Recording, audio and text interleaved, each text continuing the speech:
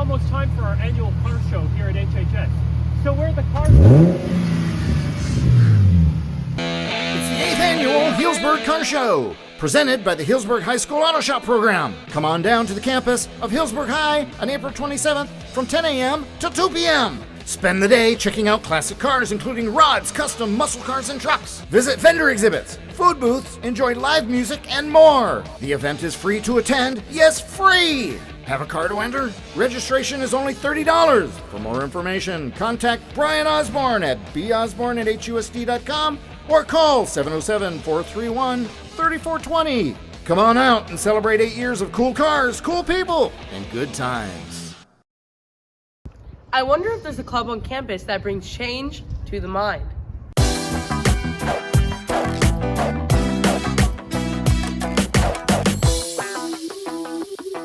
My name is Kim Harris, and I am the mental health counselor here on campus, and I also am the club advisor for Bring Change to Mind. Bring Change to Mind is a national organization that has clubs across the country in all different high schools.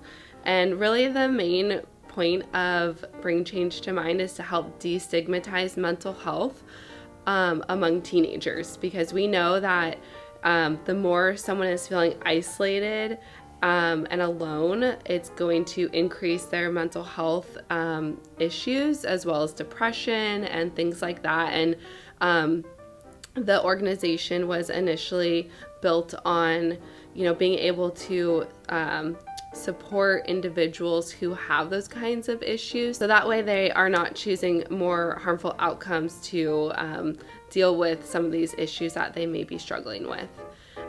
Here at Healdsburg High School, we do a lot of different events throughout the year. So we do kindness weeks, we do events in the quad to help raise awareness around what are the signs of depression, what are signs of anxiety, just so that way you may not struggle with something, but you may notice those things that are happening with maybe some of your friends or family members, and that way students just feel more equipped to be able to kind of catch those things as they come up.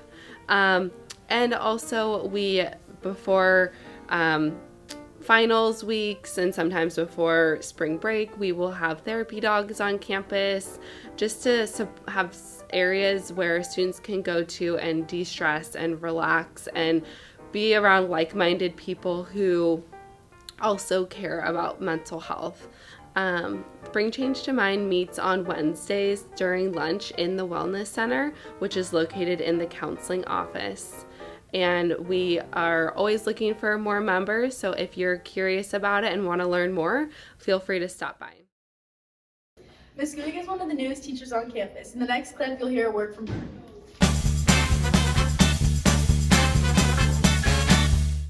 My name is Cynthia Guig, and I teach Spanish. I teach Spanish 1, 2, and AP here at Healdsburg High School. So before I came to Healdsburg High School, I actually worked at the junior high for 9 years, and I've taught over the years 6th grade English. I've taught English support classes and Spanish. I've always taught a mix of, I've pretty much always taught a mix of those classes. And so coming to the high school was really cool to finally just be able to teach one subject, though there are 3 different levels. It's been really fun to be able to dive in and just immerse myself in this world. Well, it's been really cool, particularly for me, I think, because I've known pretty much everyone here, since they were in 6th grade. And so it's really cool to see the people you guys are now versus then. And some things have changed and some things have stayed the same. So it's been really fun to be able to see that. I will say that I actually did teach at the high school 12 years ago. I taught a couple Spanish classes here, and I was teaching at St. John's at the time as well, and at FMC. And so it's pretty cool for this experience to come full circle, and I'm back at the high school, and have grown so much since then and really feel excited and fulfilled, and it's just a really great place to be, and I'm really happy to be here. Around campus, we've noticed that there's a lot of students wondering why we have certain policies on the HHS property. In the broadcast journalism class, we've decided to answer those questions with our new series, A Word of the Wise.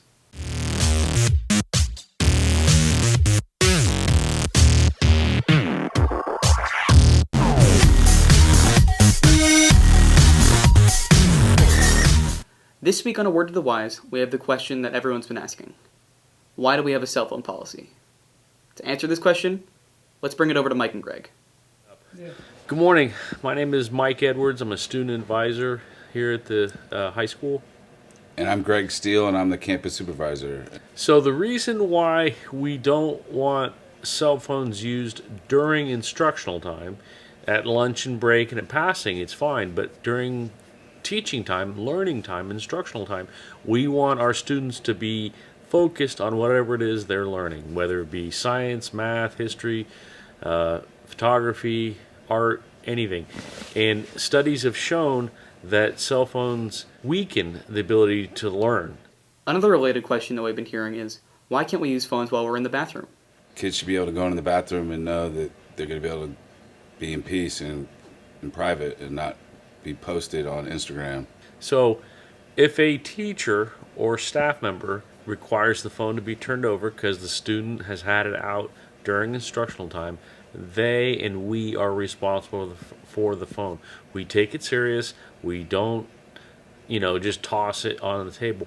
We label it as far as the student, the teacher, and the period, and then we track it, and we don't mishandle them or just think whatever. They're very important and they're very expensive. Another important question is, why can we film students during altercations and fights? The reason I don't want anyone filming any kind of altercation, people aren't at their best. I mean, I've been filmed and I'm embarrassed, but things happen. So we respect everyone's privacy and the right to privacy. And on campus, you're not to film other people because they're minors. And in the state of California, that's not okay. Another thing that comes up, students ask about recording teachers and why is it not allowed. We don't want our teachers on Facebook, Instagram, Snapchat. It's just not fair for them, and they go into class to teach, not to be put on display. And whether it be a student or teacher, and that's just a legal aspect. If you're not on public property, out on the streets, that's one thing. But on our campus, it's important that you respect everyone's privacy and not film, record, or audio record, or video record. It's just not necessary. So that's the basic reason. A particular subject has been, why can't students answer phones during class? The reason why we don't want students to answer phones is you're to learn. I want students to be focused on their education and their presence. I have a saying, be where your shoes are. Think about what you're doing, whether you're in Mr. Chevalier's class, Mr. Corsino's class, and really be present. Really understand what's going on and not be distracted by the phone. I don't know if all of our students realize, but I see kids walk out in traffic because they're on their phone. It's crazy. We survived without phones in school. I'm sure you guys can. And if it's an emergency, your parents can call the school and me or Mike will come get you. And finally, to close it out, is the cell phone policy really necessary? I think it's very important, and as you all get older, like me, you'll realize how important it is to be present. Yes. This is Greg. Have a good day. My name is Mike Edwards. I work at Healdsburg High School as a student advisor. I've been here 9 years, and I appreciate all of our students. And you might not agree with everything I've said, but trust me, I know what I'm talking about. Thank you. Goodbye. Thank you for watching. This has been A Word of the Wise. Hi, I'm Mrs. Anderson. I'm the scholarship coordinator here at Healdsburg High School, and my side hobby passion is dancing.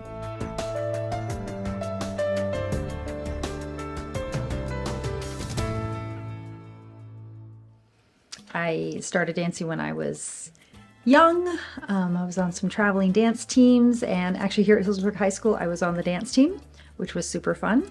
And I did some dancing through college, and then I met my husband dancing in the 90s when country dancing was the big thing. So we did a lot of country dancing in the 90s.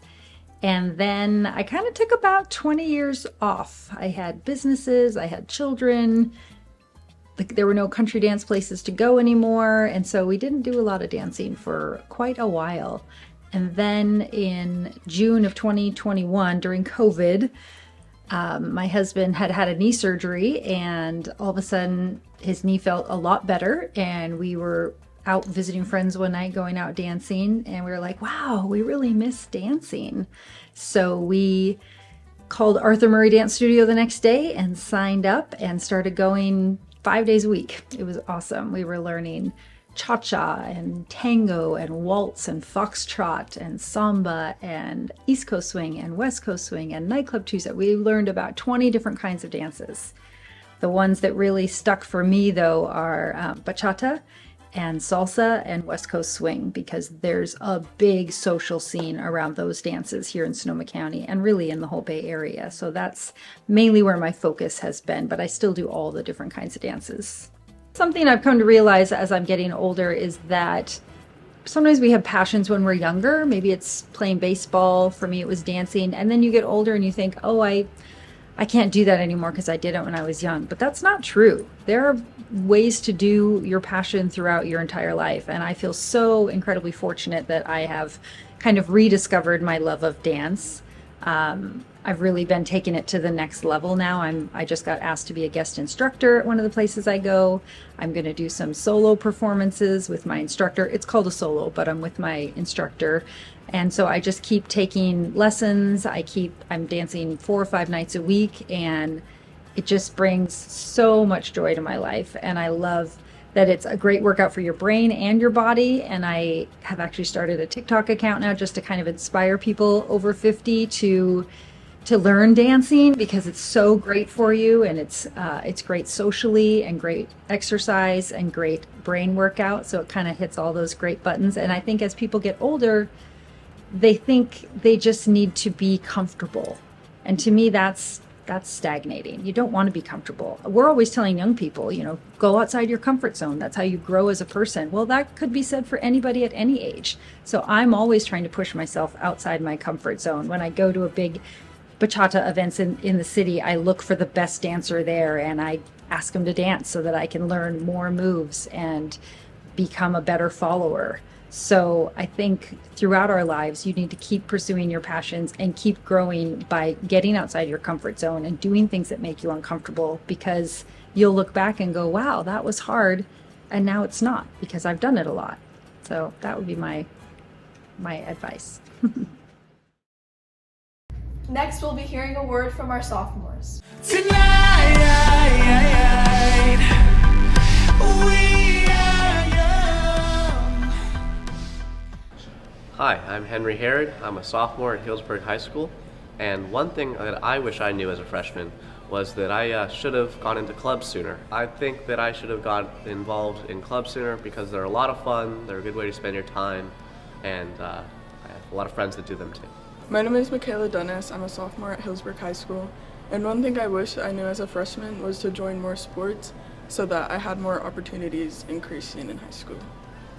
My name is Daniel Camargo. I'm a sophomore at Hillsburg High School, and one thing I would do if I was a freshman is join sports, because I never played a sport before in my life. Hi, my name is Emily Aubend. I am a sophomore, and one thing I wish I knew as a freshman is how important grades are, because now that you're in high school, grades are getting more important for college. My name's Charlie Gordon. I'm a sophomore, and what I would do as a freshman is join sports and be nice to your teachers.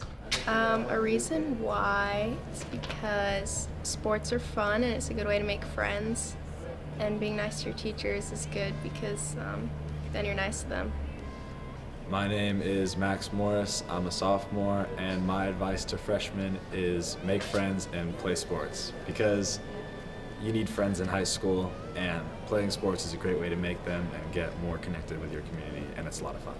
Hi, my name is Brendan Hausman. I'm a sophomore at Hillsburg High School, and for freshmen, I think you should participate in Spirit Weeks, because it's a good way to bring community to the school and have fun. Hi, my name is Liliana Reyes, and I'm a sophomore here at HHS. And one thing I would do as a freshman would be join a club, for the reason being that you get to like meet new people, and you can also like try out new clubs, and if it's not for you, you can change to another one and just find something you like to do here. So let's set the world on fire. We can burn brighter than the sun.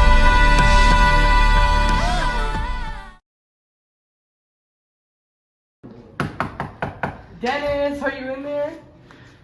I guess he's not here, but we'll hear from him in the next clip.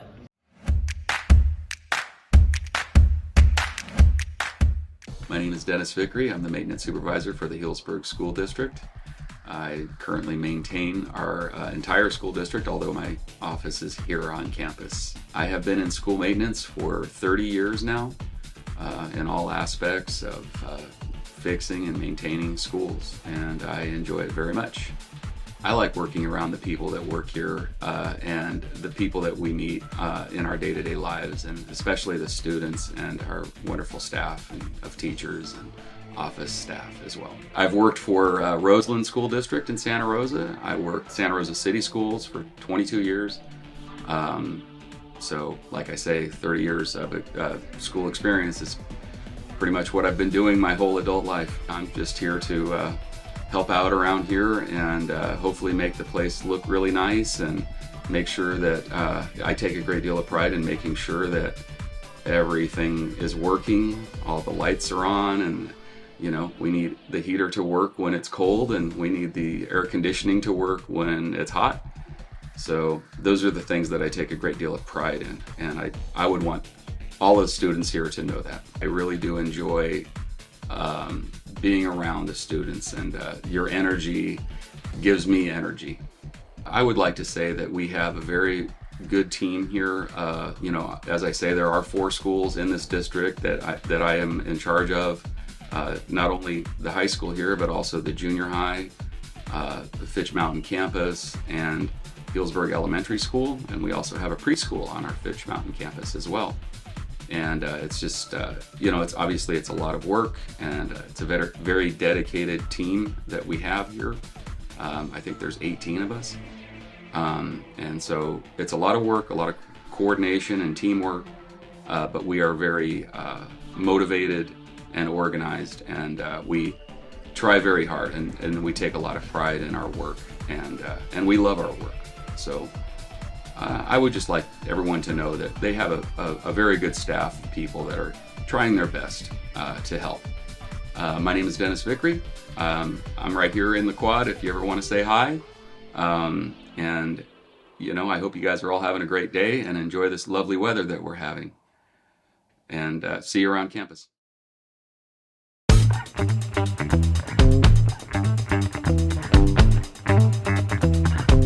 Hello everybody, my name is Ali Espinoza, and I am here with Danielle Ruiz. Alright, Danny, what is your biggest ick? Ooh, biggest ick would probably be when like people mispronounce something on purpose, or like they use like an English accent for a Spanish word. It's just like, ugh, it doesn't, I just can't. Well, thank you, that's a good one. I'm here with Marina. And Marina Lopez Jaime. What is your biggest ick? When they're unhygienic. That is so true. Thank you. Who am I here with? Alexis Gonzalez Ramirez. And Alexis, what is your biggest ick? My biggest ick is being a liar. Damn, that's true though. All right, who am I here with? Mike. And Mike, what is your biggest ick? When people are mean or disrespectful to somebody else, that really bothers me. I don't like it, and I have a really hard time with it. So that's my ick. That's my ick too. Thank you, Mike. All right, who am I here with?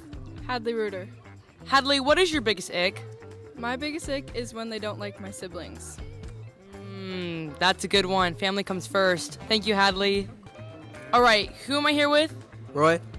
And Roy, what is your biggest ick? If they don't play Fortnite. All right, who am I here with today?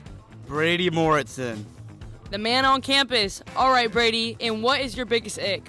Probably one of the most biggest icks is when people break up with your girlfriend or boyfriend, probably. It's not fun. Yeah, That can be hard. Thank you, Brady. Now it's time for our Healdsburg sports section. My name is Josh Kavanaugh, and I coach boys tennis. This is my second year coaching here at Healdsburg High School. Why did I decide to coach for Healdsburg High? The position, we were looking for a coach at the time, and it had always been a goal of mine to get into coaching tennis because that was the sport I played growing up. And after speaking with my wife, she was on board with it, and working with the athletes has been so much fun, and we have 2 great assistant coaches on the team right now, so it's been a lot of fun being here. What inspires me to coach? Really introducing athletes to tennis. I truly think it's one of the best sports out there. It's a sport that anybody can go out there, learn and play, and it's a sport that you can play the rest of your life. So inspiring the kids to be better at the sport and going out, playing with each other, I think it's awesome. For the obstacles team this year is figuring out our doubles partners. Doubles is unique in that you have to work with a bunch of different personalities. Some people, you can have people on the team who play really well together, communicate. Then you have athletes who can be both really good tennis players, but they may not make a good doubles team. There's been a lot of steps forward this year with the team. We're competing for league right now. Our singles players are all solid, and actually all our players are solid. We're competing from 1 singles all the way to 3 doubles, so everybody has been competitive in their matches, so that's been really exciting. The biggest competitions we're facing this year are Maria Carrillo and Cardinal Newman. Carrillo is tough. They have athletes who play year-round who've been playing since they were young, so that's going to be a big obstacle moving forward. And I think actually this year we're going to give Cardinal Newman a run for their money. They played Annalee. They lost to Annalee 3-4, and that's the same score we lost to Annalee, so I think we're going to be super competitive when we play them. What do I appreciate about the team is that just the relationship among the athletes and their desire to get better. So I have athletes coming like over spring break. We had athletes who were gone a lot of practice, and the ones who were here were having a group text, getting out and going and hitting on the court and improving. So they all have a desire to get better, which has been a lot of fun. The star athletes this year are Eamon Scott and Austin Boaz. Austin Boaz is our #1 singles player, and Eamon Scott is our #2. They both have improved a lot this last season. They also face the toughest challenges of each team we're playing. So they're the ones who go in there, and they have tough matches each and every match. And so watching them has been a lot of fun. The things I want to add, I just want to encourage any athletes who are interested to go out for tennis. It's a sport that we have people who've been playing for 5-6 years, and we have people who this is their 1st or 2nd year playing. We want to develop the athletes, and I hope you have a chance to come out and meet the players on the team and can compete. Best of luck. Next up, let's hear from the track team.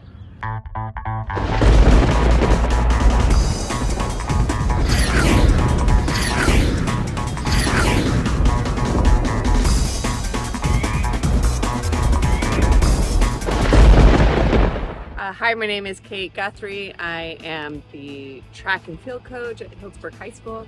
I first started coaching in the year of 2002. I'll let you do the math on that. And at some point took a break from that and coached in New Zealand, coached in Oregon prior to New Zealand. And then when I moved to Healdsburg, I wasn't coaching at that time. And I had the opportunity to do so, and it just really reminded me of how much I missed being a part of the sport. Track is a sport that is pretty diverse. You have sprints, middle distance, distance, you have jumps, throws, pole vault, which is some people kind of liken to what you might see in the circus.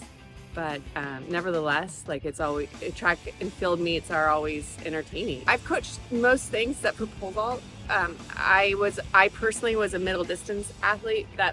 What brought me to middle distance was coming from both ends of it. You have to have speed and you have to have endurance to meet in the middle. So I'm currently focusing on the sprints and middle distance. and I have a really great coaching team who can kind of fill in the gaps. Hi, I'm Amy Anderson, and I am one of the new coaches at Healdsburg High. I coached for 5 years at the junior high, and this is my first year coaching at the high school, and I am primarily working with the distance runners. We do a lot of volume, a lot of long distance training. So we have our recovery days, which are just anywhere from 30 minutes to an hour of running. And then we have about 3 days a week, we do our harder days, and that's gonna be anywhere from 400 repeats to mile repeats. Looking forward to all of the races. I love the invitationals. I love the day long getting to go for the whole day. I love just getting to be with the team. I love this team. This is my first year at the high school, so I had a lot of experience with junior hires, but I think as far as goals is just, I want to see these kids PR, so get personal records, and I want to see them hit their goals. I want to be a part of them reaching their goals. And we did talk at the beginning of the year about goals and what each person was hoping to get, and so I want to see those realized. We moved here 5 years ago, and my older 2 kids were in the junior high, which is why I started coaching there. In Alaska, where we had been, I coached at the high school, but I coached cross-country skiing. So when we moved here, I coached running also, but when we moved here, I knew I wanted to continue coaching, and I like working with kids, so it was a pretty easy transition in. Thanks so much for listening. I'm excited for the year. I hope you watch our year, and we'll see how far we go. Hi, my name's Seth Vincent, and I'm your host for the HHS Game Reviews. And today, we're talking about my favorite Souls-like, Elden Ring. Elden Ring is a highly anticipated action role-playing game developed by From Software and published by Bandai Namco Entertainment. Released on February 25th of 2022, Elden Ring has been the subject of immense pre-release hype and anticipation. Anyways, enough talking. Let's get right into it. Let's dive right into Elden Ring, talking about its combat system. Elden Ring has a wide variety of weapons, magical systems, and fluid combat mechanics that give you, the player, a deep and satisfying gameplay experience. While the difficulty level is challenging, as expected from a From Software title, it strikes a balance that keeps the players engaged without being too overly punishing. Although the game has its learning curve, once adjusted, it becomes very fluid. You can make the game as easy or hard as you like by exploring the lands between, the vast open world that is staged for you for exploration. And although there is a definitive way to beat the game, it's open world, which means you, as your Tarnished, can take any path to becoming the Elden Lord. The open world environment of Elden Ring is vast and immersive, offering players a sense of freedom and discovery. From sprawling forests to ancient ruins, the world is filled with discoveries and secrets to uncover and challenges to overcome. The exploration aspect is one of the game's strengths, encouraging players to venture off the beaten path and uncover hidden treasures.